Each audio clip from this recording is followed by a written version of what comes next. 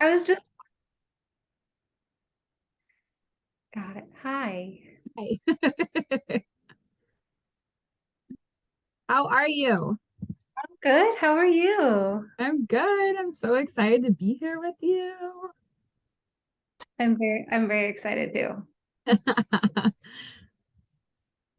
Your story got me even more excited to meet with you this morning. I loved how you were like munching on your salad. I'm like, yeah, that girl's my vibe, man. I've got my smoothie here. Okay. Cheers. Same. Yep.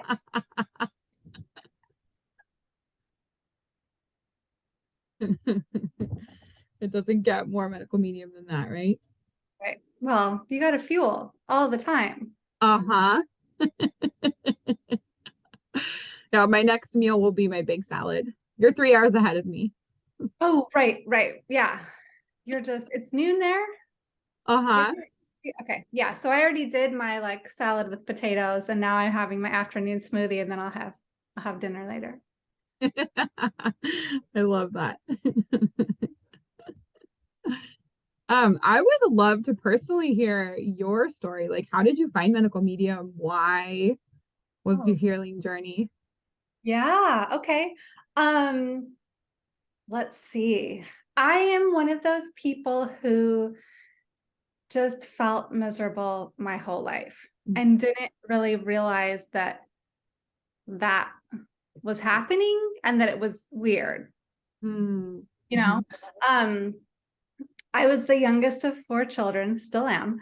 And there was a lot of just dismissiveness in general, like the baby tends to get.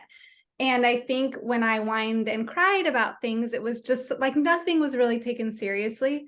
And some of that I get, but a lot of that too I internalized and was just like, oh, well, I'm just being a baby, or like I shouldn't be so sensitive.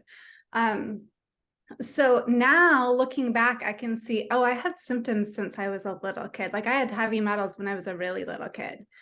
And was dealing with symptoms because of that I didn't even know how to talk about. Right. I didn't even know there was something wrong. And so that's really cool now with the work that I do because I can remember that so vividly. And so I can see it in other kids and be like, oh yeah, this is what's up. Wow. That gives me chills. Yeah. So anyway, I just sort of like did my little life miserable, miserable, miserable, until everything sort of fell apart.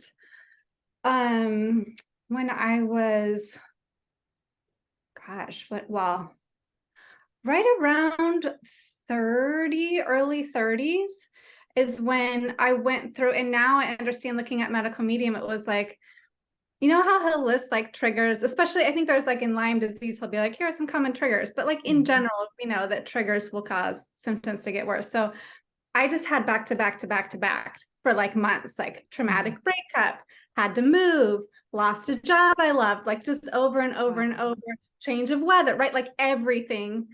And then I was just suddenly sort of like, I don't know that I'm supposed to have diarrhea every single day.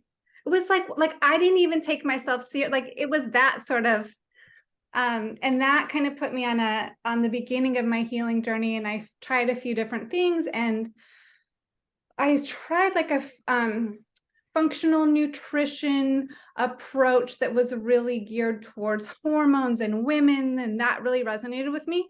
And what it taught me is that food does have a huge effect. Mm. So I saw improvement right away, but then I couldn't ever really stabilize. And I couldn't ever really like heal or make things go away. And I didn't know what was working and what wasn't and why. So I kept looking. And then I don't know, like when did I finally find medical medium? I don't know. I think it was just in a moment of like, I can't take this anymore, Googling, right? And I was like, oh, maybe celery juice is going to help with my bloating. Yeah. Um, so I got a juicer, I got the medical medium book, and I was like, all right, I have a tape measure and I'm getting this juicer on Amazon. So I'm going to like measure the bloating. And if Oh, nothing happens in wow. 2 weeks, I'm sending the juicer back.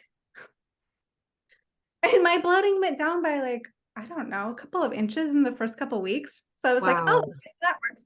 But then it was like a slow. So from that point on, I was like, all right, this medical medium stuff is legit. Like things are happening. And then I read more and I learned more. And for me, I've been doing medical medium for just over 6 years now. And it's been a slow unfolding of noticing what even symptoms were. And like, oh, this is optional. Oh, this doesn't have to. Oh, like all of these ways of being that I thought was like my personality or just how life is, all of that sort of fading away. And then the spiritual part comes in, and that is just like insane. Yeah. I'm like, oh, I didn't realize I signed up for that. Neither did I. Like, wow, wow. So, which is really, I think, the coolest thing. But I wasn't even in a place to prioritize that for my whole life, right? Like I was in survival mode always. Definitely, I resonate with that. So that's my story. I love it. Tell me a little bit more about your spirituality because I'll share a little bit about my journey too with medical media, but I'm curious like how did the spirituality come into play for you? Like when did it start to align when you got your body in check or when everything started to feel better? Yeah, that's a great question. Okay, so I was raised Christian, like the Bible is truth to the letter Christian. And there was a lot of fear around that. Mhm. And a lot of like control, restrictiveness, just like energy that wasn't great. And I know that Christianity can be done a lot of different ways. That's how it was done for me, and it wasn't great. It wasn't a good fit. I never felt right. I was terrified all the time. So then I grew up. I stopped going to church, as soon as I was out of the house, and I felt better. And I was like, great, I'm never going back. And I was really jaded about it. And I was really just like against religion, God, spirituality of any kind. Like there's a lot of PTSD around that for me. And I just didn't want to have anything to do with any of it. And actually, one of the ways that I first started hearing about medical medium is I used to listen to Hay House Radio on my computer while I Yeah. would food prep and stuff on Sundays. And there was a show about fairies. Well, I heard about it because Dr. Christian Northrup had her show on there. So I listened to that. And then there was a show about fairies that I was like, I don't know that fairies are real, but I love that someone has a radio show about it and that they are so completely on board with fairies being real and like that's their story. I'm like, I love that. And I just want it to bathe over me. Like I don't feel like I need to know one way or another. So like magical, that kind of stuff has always felt right. And the way that Anthony talks about spirituality didn't trigger me. It felt safe. It felt magical. It felt inviting. It felt right. And so that was actually my way back to spirituality in general. Cause I was like, I don't pray. I don't go to church. Like, don't talk to me about God. I don't even want to hear the word spirituality because it's too close to religion. And that hurt me. And like, it was very, no. But even the angels that he talks about in the first books, I was like, oh, I like them. Like, I'll pray if I can talk to them. So that I think was really, and then you start bringing in all the foods to heal physically. And whether you like it or not, the spiritual stuff starts healing too. And I love that in Life Changing Foods, that still is my favorite book. The way that he talks about like the emotional healing properties and the spiritual healing properties of fruits and veggies was like, yes, that feels right. That spirituality feels right. Angels in like all of that feels right. And so I went with that. And then it sort of evolved over time. That's so good. I love that. Yeah, I love how his protocols lead to a spiritual journey. It's almost inevitable when you begin to heal your body. When I was younger, I too had symptoms and I didn't know it. I had no idea. I mean, as most children do, ear infections, and I had floaters in my eyes forever. And I just Hey, assumed that was normal life.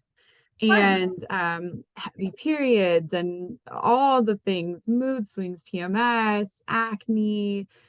Mhm. And then I had kids and I gave birth to twins and then had one more. And I had 3 kids in 14 months. And that just hit me like a ton of bricks. Yeah. And I had known of medical medium before kids because we had to do IVF. And so, of course, that whole process of IVF, it's a lot of pharmaceuticals, really hard on the immune system, my body, and my emotional body. And so I used his tools. It helped us get pregnant. And then after the whirlwind happened, had my third baby, I got eczema so badly I could barely breastfeed. And so I knew I needed to make a lifestyle change. And I dedicated my life to starting the medical medium protocols. And I started with celery juice too, and the celery juice started helping. I started feeling a bit better. The eczema started going down because it was all over my breasts. And the inflammation went down. And then my daughter, about a month into her life, started getting eczema on her cheek. And I was getting really concerned for her. So then I made sure that I was really diligent about the celery juice. And then I started following the protocols and slowly removed things from my diet. And as that happened, her eczema started to disappear. And so I was able to heal her eczema through my breast milk. And then I started all of my kids on the protocols because they also had chronic ear infections. I was up 12 to 24 times a night. My daughter's hair wasn't growing, her nails weren't growing, like her physical body wasn't really growing a lot. And then as soon as I started taking out the inflammatory foods, she just started shooting up like a weed. Her hair grew in, her nails were growing, the ear infection stopped. We started sleeping through the night. And so I just knew in my bones that this was the right thing to do. And then I found myself probably 2.5 years in going, hey, something more. I didn't know what that more was, but I knew I needed to seek it out. And so I started calling in a mentor or some sort of spiritual teacher to help me just kind of just figure out what this all meant, because I started getting messages from guides, though I didn't know it at the time. And I also was very intuitive. So if my husband was about to drive in, I would get a premonition and I would say, oh, he's about to pull in about 5 minutes. And 5 minutes later, he'd pull in the driveway.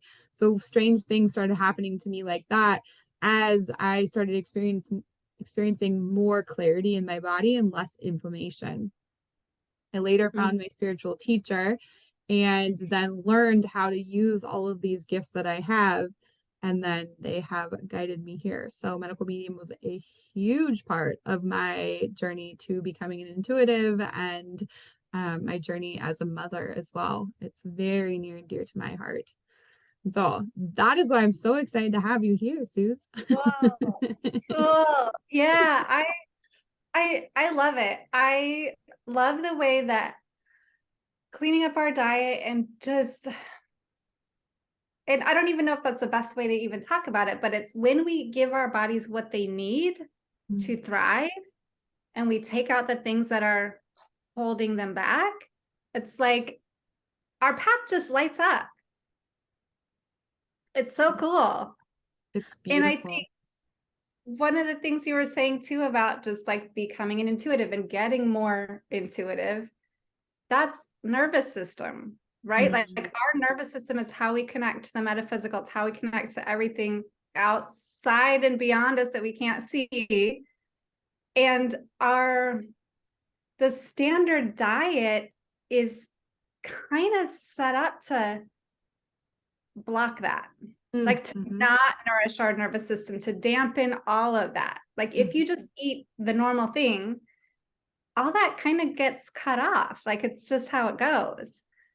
So I don't think that's how we're meant to be, right? I think we're meant to have that connection, and it's cool when it just comes back and then you're like, oh, wait, this requires now an entirely different way of living. Like, Definitely. and kids respond really fast, right? You were saying that about your kids. Like, that's what I noticed as a nanny. So I started bringing this in I don't nanny anymore, but I spent about 30 years raising kids in different ways. And one of them was as a professional nanny. And when I started, I noticed the changes in my body. I was like, oh, let me just bring in like things here and there and see what happens to them. Like, what if I give them this? What if I give them more fruit? What if this? What if that? And it was remarkable. Like it worked Mm, fast. that's so powerful. So tell me about the first family that you started using these tools with. Um, so that they were fairly healthy in terms of like diet, but not the kids. The kids ate a lot of junk. Mm, It was one of those families where like that, and this is so common, where the parents were very health minded, right? And almost like maybe paleo would be a good way to describe it. Like they ate mm, meat and they ate a lot of veggies. And they didn't eat a lot of like there was pasta here and there, but not a ton. It was like a lot of sweet potatoes and roasted chicken and steak and salad. And I made all their food. It was delicious. yeah. Um, and then the kids were ate like chicken fingers, fish sticks, pizza, hot dogs, like kid food, right? Mhm. And I learned a lot.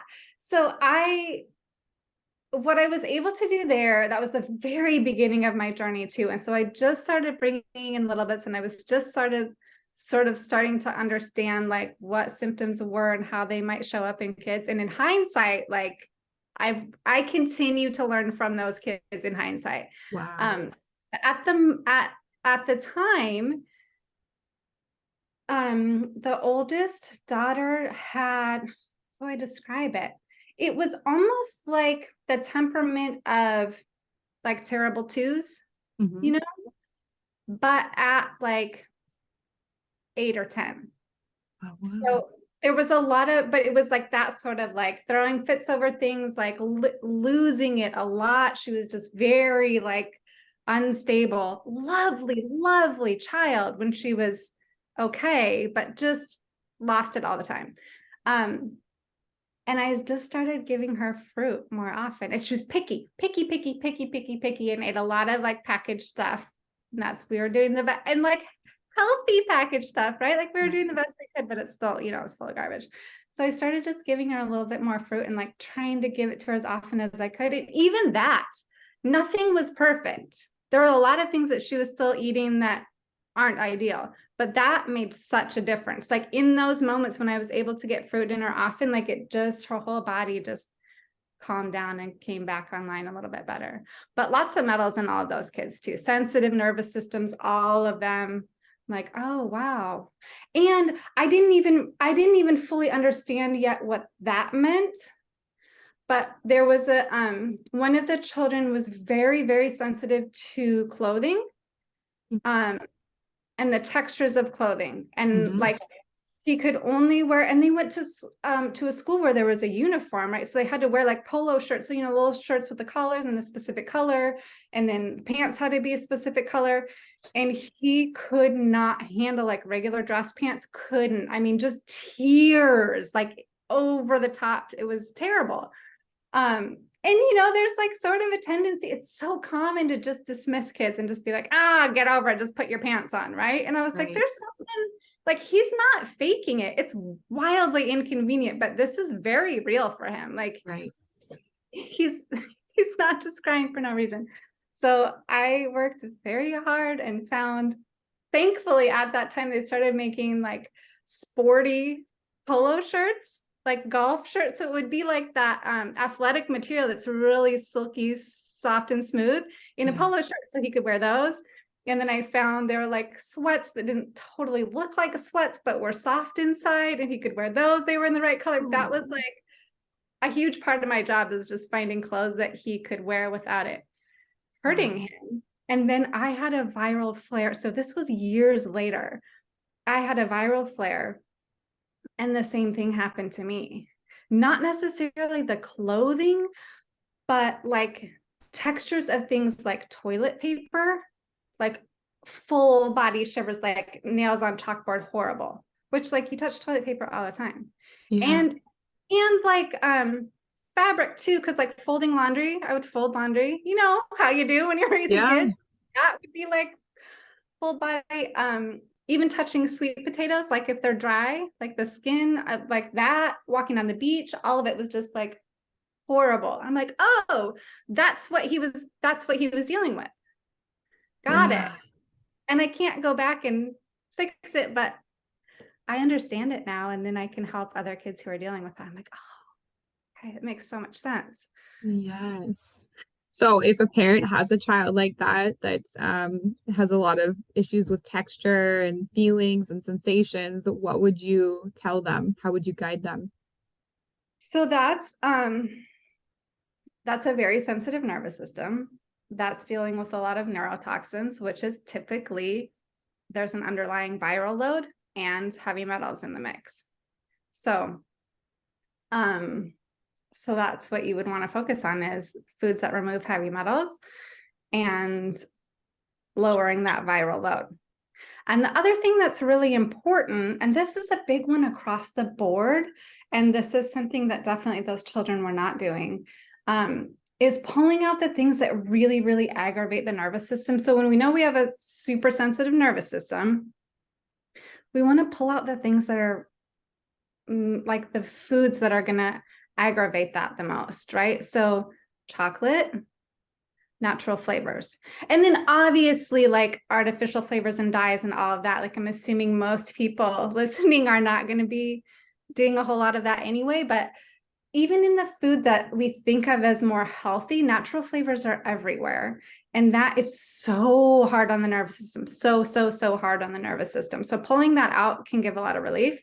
And then chocolate too is just, it's really hard on the nervous system, really, really hard. And it's something that's so socially acceptable, culturally normal, like kids just eat chocolate. Anybody with a sensitive nervous system, especially a child, it's just too much. It's asking too much of them to have to deal with that on top of what they're already dealing with. Okay, so for parents who are not medical medium aware, what is in chocolate? Well, chocolate is the simplest answer is it's caffeine.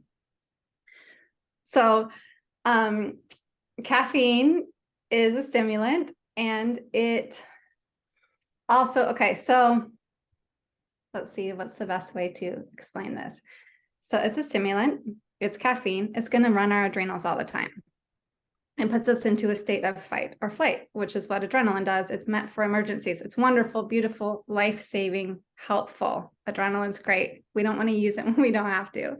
So chocolate is going to kick our adrenals on. Adrenaline's going to be running through the system. So for one, it's going to put your child or anyone who consumes it into a heightened state, that fight or flight, fearful state, unnecessarily.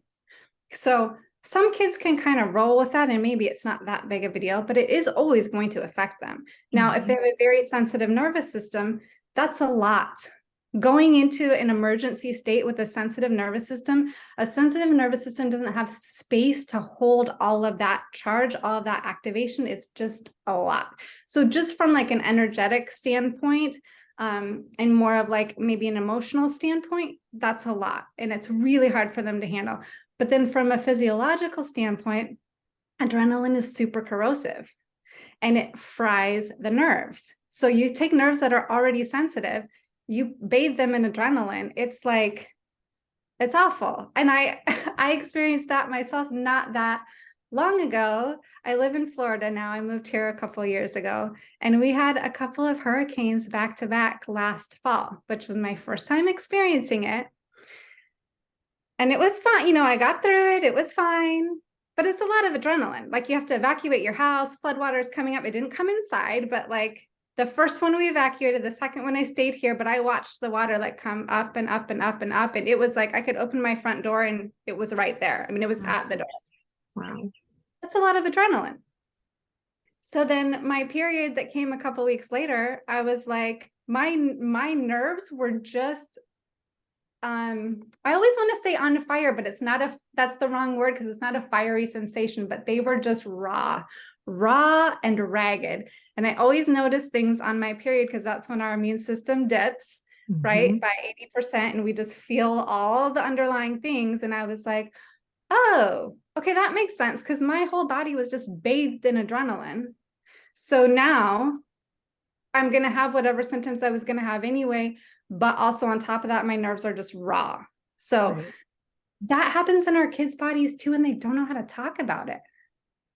They don't know how to explain it to us. And also, they don't necessarily know that it's not how it's supposed to be, especially if they've always been that way or that's kind of become their normal.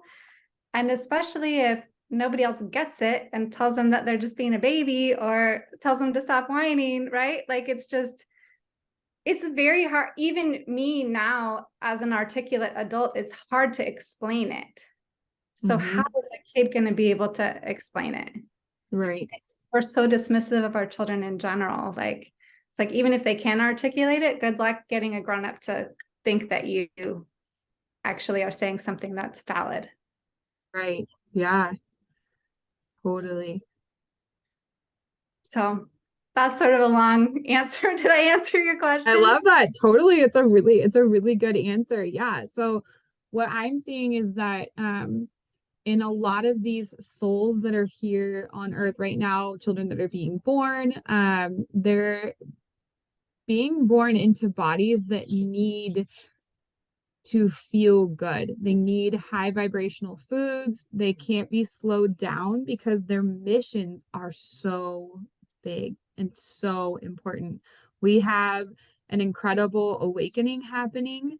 And so, what they're asking of me to tell their parents is that they need higher quality food. They need better fuel in their body so that they're not being slowed down, so that they don't later in life have to find themselves sick like you and I have. Mm. It's really in the perspective of things, there is no time for them to be slowed down over chronic illness because what they have to do here, the people they have to serve, is so important. It's so vital. These souls are literally being handpicked by God, by angels, and they're coming down from the highest realms to be here on earth at this time. And it's not by coincidence, it's by design because of what has been created here, the density that's here on earth. And so these children is it's just so massively important that they're being treated with the utmost care, and they're being shown how to take care of their vessels in the best way possible. So I think that's another beautiful piece to medical medium's mission too, is that there he is teaching adults, and by teaching I really mean it's like we're unlearning Yeah. how to live life, how to take care of our bodies, how to live a healthy, supportive lifestyle so that we can actually carry this down into the generations and the future generations to come so that they can quite literally quantum leap into the most important work that they're meant to do here. So I think what you're doing is so in alignment with these sensitive children that we're going to be having coming in, well, that we already have coming into play now. I see it with my children too. Yes, I've been seeing that more and more too. That's the cool thing about having worked with kids for so long is like, yes, they're getting more sensitive. I have seen it. Mm, Not a lot of people have been raising little kids for 3 decades straight. So a lot of people aren't like actually seeing that, but I can tell you, yes, things are changing. Yes, they're getting more sensitive. Like I didn't used to deal with textural sensitivities. That was not a thing when I first started babysitting. That was not a thing. mm, Nobody had that. mhm. And now it's like really common. Like everybody listening is going to know what I'm talking about. Oh yeah, definitely. I have it. Yeah. Yeah, yeah. I mean, I have a daughter too who's super, super sensitive.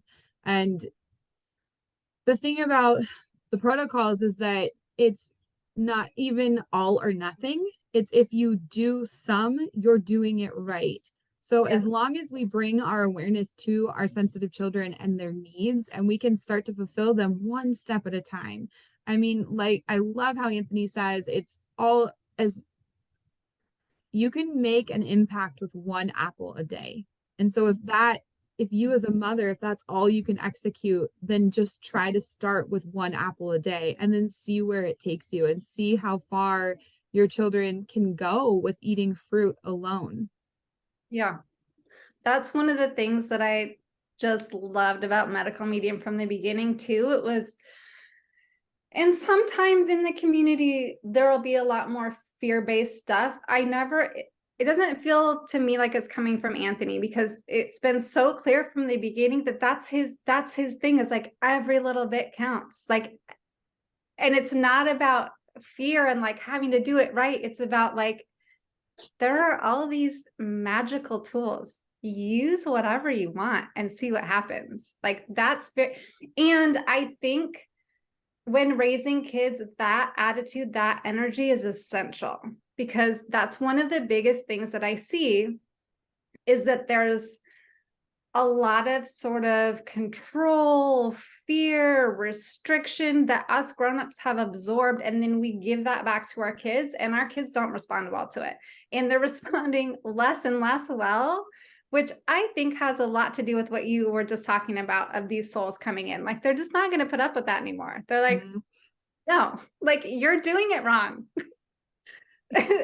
So the energy around food matters so much. And when we show up with this like constriction in our bodies and this fear and this like, they have to eat a certain way, otherwise something is going to go terribly wrong, like all that fear, like whether we say it out loud or not, when we bring that, and I mean literally bring that to the table at mealtime, our kids feel that and they're going to respond negatively. So sometimes it may seem like they're responding negatively to the food, but most of the time it's not the food, it's the energy. So we have to be very conscious of the energy that we bring in, and it needs to be light and playful and curious, and like, food is fun and magical. Like, read Life-Changing Foods. It's amazing. How could you have any attitude other than like magic and wonder, right? And our kids need that around their food. And we get very like tired. We have our own food issues, right? And we have the ways that we grew up with it and the ways that grown-ups interacted with us around it, right? So we have all that garbage and all that trauma, and we really have to let that go and be playful and full of wonder and joy, because that's what our kids need. And that's when they're going to eat well also. I love that. That's something I share with mothers a lot too. And something I've seen work for me too is when you take it's like almost that forceful energy, the push out of it, and you just offer it to them. Hey, here's a strawberry. You want it, you can eat it. Not, it's there for you whenever you change your mind. But you can't say, have a strawberry, eat it, it's really good for you, and this is why. The kids are going to pick up on that. And they're like, well, why are you pushing me? Like, if you're going to push me, I'm going to push back, because that doesn't feel good. But when you do it more as an invitation, like, hey, if you want to explore this piece of fruit, go for it. Like, that's all up to you. And if you don't, totally support you in that too. And then the next day, try something different. And then come back to trying a strawberry in a week or two, because you never know. Kids are ever changing too. And it's really about the delivery, just as you said. So I love that so much, Sooz.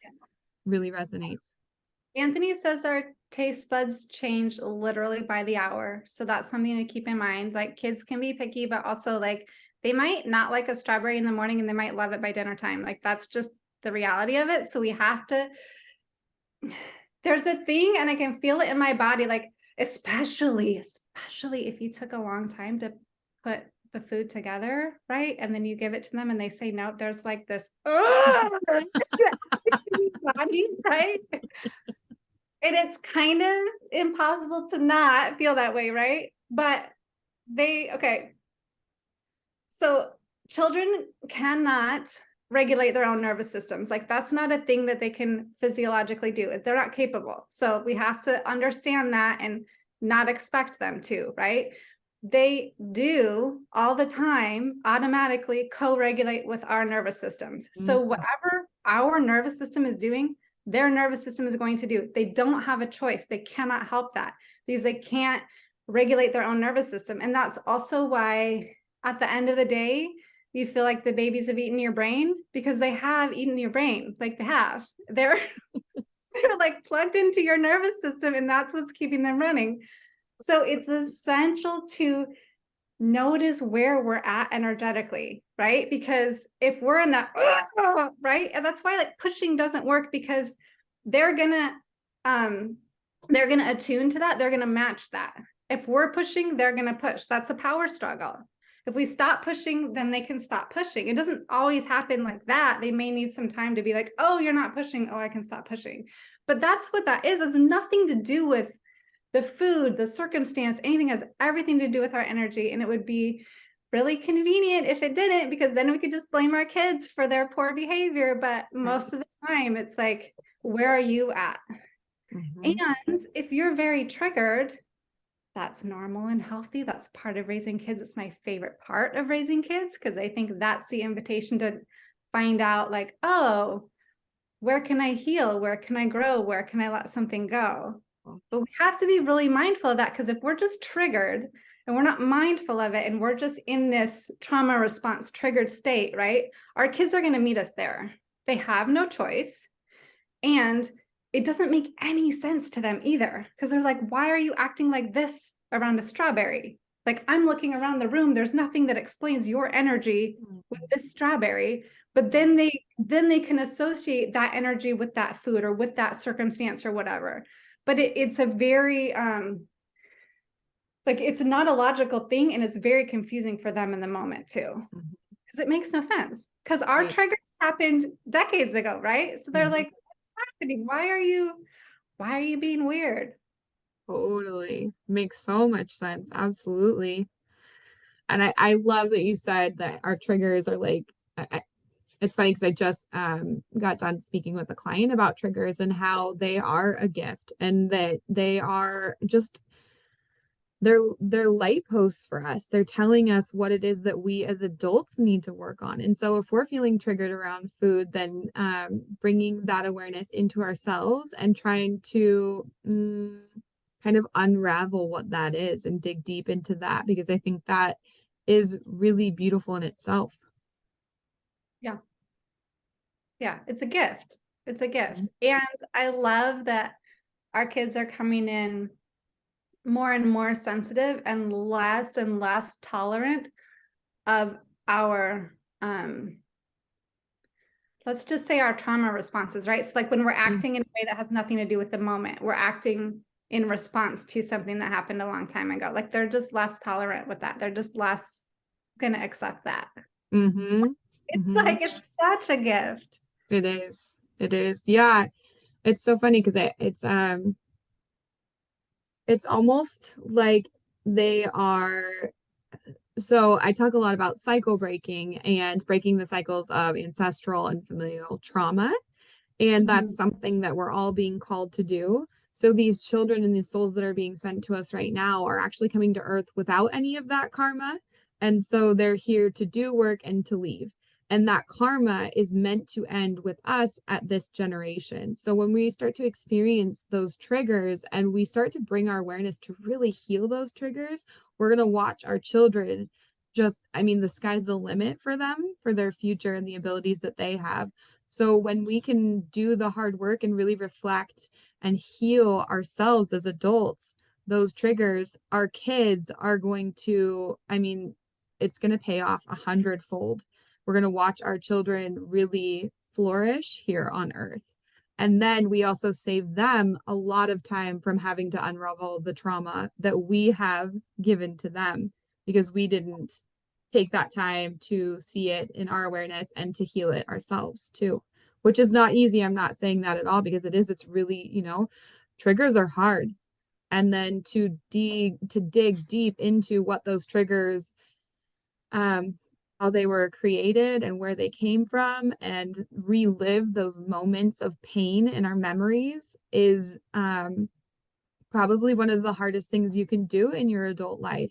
But when you can learn how to release those pains and what I call them as scars, because for me, I see our energy body in many layers, and our external layer we can heal, and then we start to shed, and then we get really raw. And this is our most rawest form, is where we are the most pure, and this is where our most clear version of ourself is. But this is also where a lot of the scars that have created triggers lay. And when we get down to this layer where we're really raw and we feel vulnerable, this is when the good work is done. And we can literally remove those scars, let go of those triggers, and then they can be released forever. And then that's when those cycles end with us, and our children don't have to relive those same traumas and feel those scars from moments that we have lived ourselves in this life, or moments from our ancestors that have been passed down. Yeah, that's amazing. That's amazing. I love it. And there's so much, it's some innocent things and some not so much, but there's a lot of behaviors that we have as adults that we learned from traumatized parents who may or may not have been aware that they were traumatized, right? But just this is how we do things, right? This is the right way to do things. This is how we do it. This keeps us safe, blah, blah, blah, blah, blah. A lot of those are not necessarily based in reality, right? Or they're not necessarily relevant anymore. A lot of those are things that our parents learned because it kept them safe and it allowed them to live through trauma. They needed that. But then it sort of gets stuck of like, this is how we do things, or this is how I stay safe. So I will teach my kids to do this. And we do that too. It's like, this is how I know to stay safe. So I'm going to teach my kids, because of course we want our kids to be safe, but it's not always like what really needs to happen. It's more like, this is how I survive trauma, which is completely different than this is how I thrive in the world. Right? Yeah. And the other thing I wanted to say, because yes, trauma work is a lot, and this is what I love medical medium for. So ginger is my favorite trauma healing tool, because it lets let go of things without having to rehash, reprocess, like bring awareness to, but it can just help things leave and let go. And then turmeric also is really good for existential inflammation, which just that term, like, I think existential inflammation. I think I fell in love with Anthony when I read that, like existential inflammation. I'm like, all right, this is my guy. But those two can be really helpful for trauma work and for trauma work in general and raising kids in general.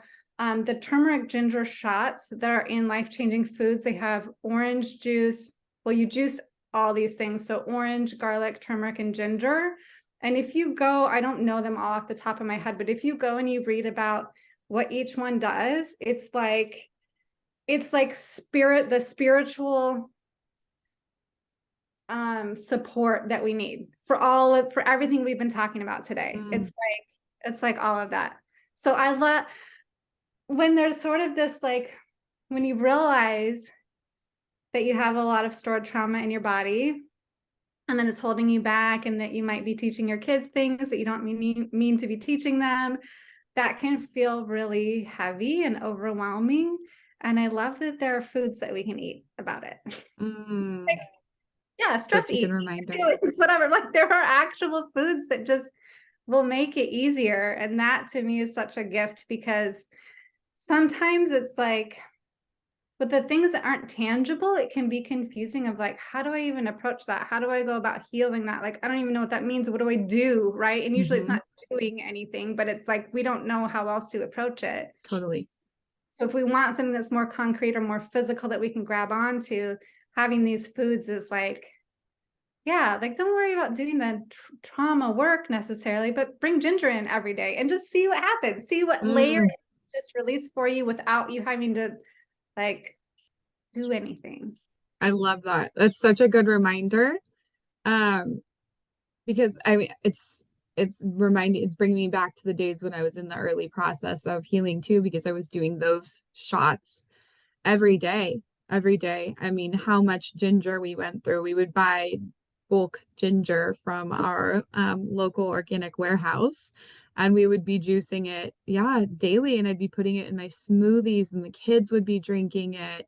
And I think that's such a great reminder. And the Life Changing Foods book by Medical Medium is like an encyclopedia for the physical healing abilities of foods, but also the spiritual healing as well. And that component is just as important as the physical healing. I feel like if you were doing those shots all the time, like that's what jump started your path or whatever, like your intuition, because that it just brings the metaphysical like right here. It pulls it from and it just like brings like fat. It's crazy. That shot is Mm, crazy. I love that. And Yeah, I mean, it's totally. great for like killing bugs or whatever and stuff too, Yep. right? Like if you are getting And a cold. energy. But it's the metaphysical properties of that shot are like insane to me. I love that. Such a good reminder. It makes me want to go do it right now. Right? Yes. Okay, so if there were foods that you guided parents to start incorporating in children's lives, what would those top foods be? Oh gosh. I know them, but I don't have the list in front of me. Um, so there is a list of foods that are top foods for children. And I'm not going to be able to get all of them, but potatoes are on there. Berries are on there. Avocados are a top food for kids. And especially if you're taking them maybe off of something that's more like standard diet, maybe with some junk in it. Avocados are going to be really, really helpful for that transition too, because they have some fat, but it's the gentlest fat on the liver. And avocados are the closest food to breast milk. So they're a great first food too. Potatoes, avocados, and bananas are like the top three, I would say. Dates are really good. Berries are really good. Pears and apples are really good. Sweet potatoes are great. Yeah, I know I'm missing a couple, but those are coconut water is really helpful. My favorite supplements for kids are B12 and lemon balm, which are really, really helpful for sensitive kids too, because they're just lemon balm is really soothing on the nervous system. So our kids with sensitive nervous systems, that just helps. Avocados also are very soothing on the nervous system. So that can be really helpful for that same issue. And then B12, right, is just like feeds the nervous system. And helps it heal and strengthen and repair itself and all of that. And those two are pretty gentle, and most kids will do them. That's the other thing. Like there can be like the best supplement in the world, but if it's going to be a challenge to get it into a kid's body, I'm not going to say that it's the best one, because if you Mm, can't get your kids it, like if your kid isn't going to take it, then it doesn't matter how good it is. But those two are usually kids don't resist them, and they're super gentle and they're super helpful. So those are all like really important in my book, right? love that. What are your tips for giving kids supplements? How have you done it in the past? I have done it in the past. For B12 is delicious. Most kids will take it straight in the mouth, which is the ideal way to do it. Um, so B12 and usually they find it really fun too to like open their mouth and get a couple drops on their tongue. It's so fun. And if you approach it in that way, they're gonna love it. If you approach it in like, here, you have to take this, like, shut up and take this, open your mouth and stop squirming around, like, then it's gonna go badly, right? But if you can, and you can still like remind them, you got to hold really still, or hold your mouth open, don't close it. Like you can remind them, but if you're having that attitude of like that this is super fun, then they're gonna like it too. That's with everything. It's like our attitude, our energy, we get so rushed, so busy, so tired, and we forget to just like be in the moment and play. But I think that that's what our kids are here to remind us to do. And I think that's part of like this generation that you're talking about. Like, yes, they had to feel good in their bodies, and the whole point is to play. And like that, to me, that's the same. It's like all part of the same thing, Love right? that. And so, Mhm.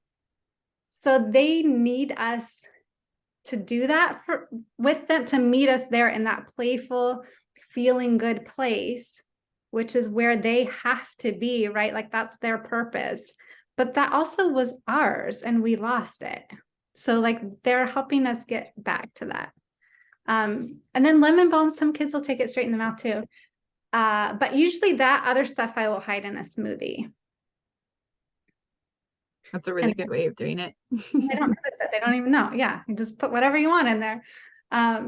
Yeah. So, and I don't know if do you want to talk about dosages? Do you think that would be helpful? You totally can. Absolutely. Yeah. So I am not a medical doctor or practitioner of any kind. So I can't give out exact dosages, even for clients. Like that's not a thing that I can do. But I will talk about the way that I've done it as a nanny. And even like this is the same approach that I use when I figure out how much to give my cat. So to me, it's just like, this is what we do. So I assume that on the bottle, the dosage given is for a 150-pound person, give or take. And then I will take the child's weight. And that's the other thing, is that different ages can be totally different weights, right? But the weight, I think, is more important. So then I will figure out, okay, so how much does a child weigh? And then you just do the math to figure out what percentage of the adult dosage they would get based on their weight. And then that can be a good starting point. And then from there, always use your own intuition, because your kids are likely to have the same issues that you have. So if you're very sensitive to a supplement, they're likely to also be very sensitive to that supplement. If you do really well with the supplement, they're also likely to do really well with that supplement. And always go slow. So start at like the low end, or maybe even a little bit less, because you can always increase, and then just do one at a time, right? Bring something in, wait a few days, see how they do, see how they respond. They might tell you to, or they might not. And then bring another one in. But if you put too much, if you throw too much at them at once, you're not going to be able to tell if something's going wrong, and if so, which one it is, and any of that. Right. So always starting slow. But and then yeah, just use your intuition. Like I've had kids that love B12, like obsessed with B12, like would ask, like I would give them some and they would ask for more. Yeah. I just responded to that. Like they were right. They knew. And this was a child with a very sensitive nervous system with a lot of metals, a lot of metals. She needed it. She needed a lot. And there were certain days where she needed 2 or 3 times what she normally got. So I would just honor that. And it was awesome. Like it went really well. So your kids have some wisdom too. And then it's just like we have to, this is why it's so important to have our intuitions on point, right? Mm-hmm. To have our own diets clean so that we have access to our intuition, because there's so much that they can't tell us or can't communicate articulately, like we have to just be able to sense it. Yeah, absolutely. My kids, what we do something called tea in the morning, and it used to actually be tea because I would brew tea for them, and then it just got diluted down to being lemon water with maple syrup in it. And then so they drink that upon waking, and I always put in their supplements in their tea in the morning. And Nice. so we do they love, yeah, what my kids are like the B12 lovers. I kind of almost have to hide it because it's like a candy for them. They love the B12. It's And I delicious. give, yeah, oh, it's so tasty, and there's something really quenching about it in the morning too, because you have that sugar and it just makes you feel really good upon waking. And then depending on how they're all feeling throughout the day, I will adjust supplements too, because I'll give them a second bottle of we give it to them in their water bottles, and I'll give it to them in the afternoon or the evening time, and then they'll get their evening supplements as well at that time. And I always do lemon balm at least 2 times a day. And depending on where they're at, we do vitamin C in there, lysine, magnesium glycinate, curcumin, depending on what's going on. This last flu season was kind of rough. So we were living off of lots of supplements, mullein, and I use lobelia too, because my kids will, when their immune system's really dipped, they'll get mouth sores. So they take lobelia, nettle, cat's claw. Yeah, we do a lot of Yeah. supplements. I mean, here's the thing too, like when they come in, and if they can get the food that they need, their intuitions are going to stay intact. They're going to be drawn to those things. They're going to have less resistance to eating healthy also, right? Mhm. So it's always, always, always easier to start that way than to than to change it when your child is several years old, right? And it's still Mhm. possible, it's totally doable. It's just a lot easier to start them off on healthy foods than to take them off of packaged processed Mhm. stuff that's hijacked their nervous system and their taste buds and all of that. Yeah, it's hard when I mean, I even see it now with my kids getting older because they have other people in their sphere of influence who don't believe in feeding them the foods. They don't believe that food has any effect on them. And for me as a mother, of course, that's devastating. And it kind of goes against everything that I've tried to build with them. But I've learned that I've built a really solid foundation for them. And I also know that, as you said, kids bounce back so quickly. And so you can give them a few days of detox and give them a ton of fruit, and this will be very self guided. So I will make dinner, and oftentimes my kids are like, yeah, no, I just want a mango. And that feeling, I'm like, oh, oh, just have a mango then, or three apples, whatever, whatever feels good for you, because I know that they know that's what's good for them at that time. So when it comes to fruit, I don't fight them at all. They just eat as much as they want. They have access to as much fruit as they need throughout the day. And then for dinner, if that's what they're wanting, then that's what they'll have. Mhm. Mhm. But back to the foods that aren't supportive for them, I know that I can get them back on a healthy path by flushing out. So making sure they're super, super hydrated, and then supporting them with the supplements that, I mean, B12 and lemon balm are enough. Zinc is also really wonderful for lowering inflammation and supporting their immune system, and then helping them flush out whatever it is that they've had. So keeping them really hydrated with the lemon water, maple syrup, coconut water, and then fruits and melons are so key at that time too. Yes, melons are awesome for flushing. They're amazing. Yeah, and you were talking about building that really solid foundation, like they have that really solid foundation. I think that's important to not underestimate, like because our kids are going to grow up and leave the house eventually, right? And like go out into the world and discover other things. Like that's the point. Yeah, We can't protect them from everything forever, but yeah. having that really healthy foundation for them is amazing. Like that's going to serve them so well forever and can make it so that they can go through situations or food or whatever that's less than ideal and get through it well. And also, we have the opportunity to not only create that solid foundation, but to also teach them to pay attention to how they feel and to honor that, right? And like how food is affecting them. I didn't get that. Like, Mhm. I think most of us weren't raised with paying attention to how food made us No. feel. So I think that's another gift that we are able to give our kids that is not to be underestimated. Like that's huge because Mm, then they can go out and if they want to grow up and rebel against healthy eating and live on pizza forever, they can do that, right? Like that's not up to us. It's their life. They can choose that.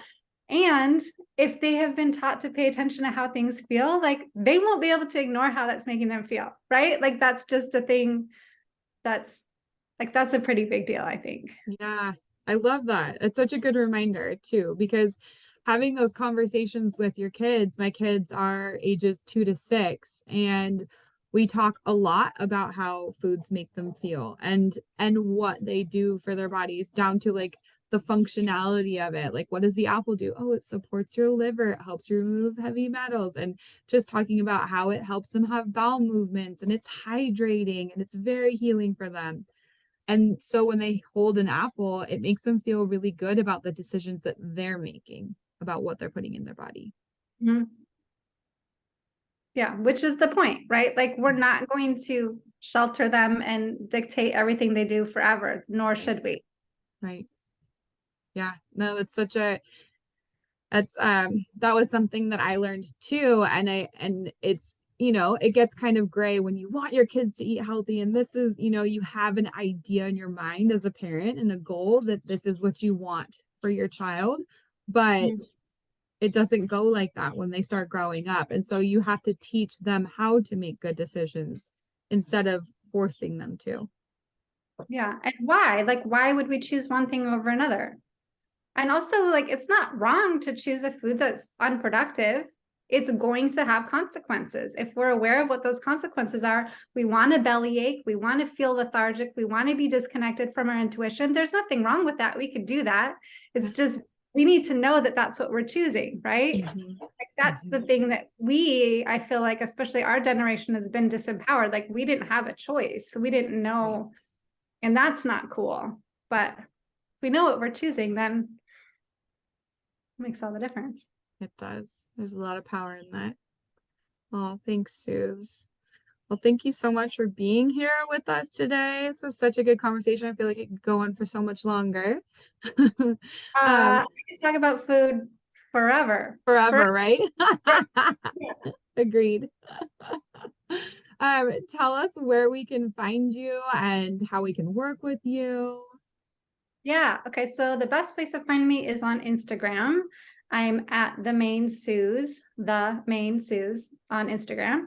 And I'm fairly active on there. So that's the best place to find me. And then I offer holistic childcare consultations. So I work with grownups who are raising kids and help them support them through all the things that we were just talking about. A lot of stuff I do is around food too. And those, like you were saying, when we want them to eat a certain way, but they're not, like, force is not ever helpful. And there are some ways that we can sort of like nudge them towards our ideal without using force. So that's a lot of the stuff that I work with grownups who are raising kids around. Mm. So yeah, I offer consultations for that. I do one-off consultations where it's an hour Zoom, and then there's 30 days of email support after that. And then I also have a mentorship package, which is if you want some more in-depth support around anything to do with raising kids. And that is 3 sessions in 90 days with email support throughout, so that we can really go deeper and really make some big shifts in the home. Love that. You're doing such good work, Suze. Thank you so much for everything you're bringing into the world.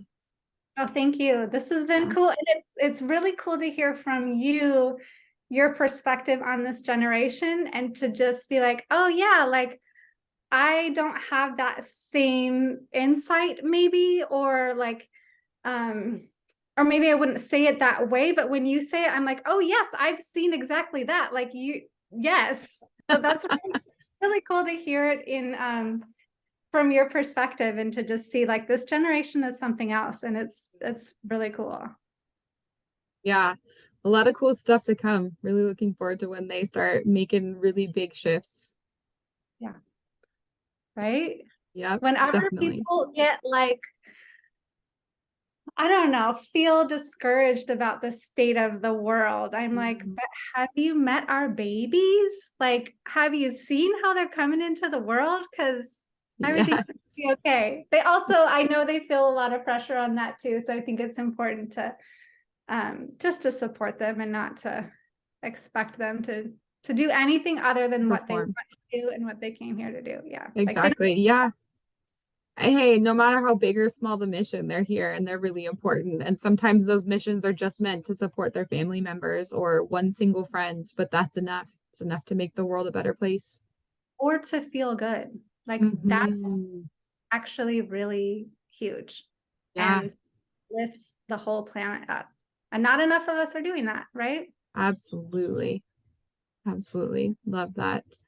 Well, thank you so much, Suze. I really appreciate your time. I'm so glad you're here today. I love this Yeah. conversation.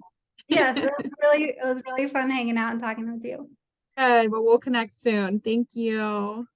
Okay, bye. Bye.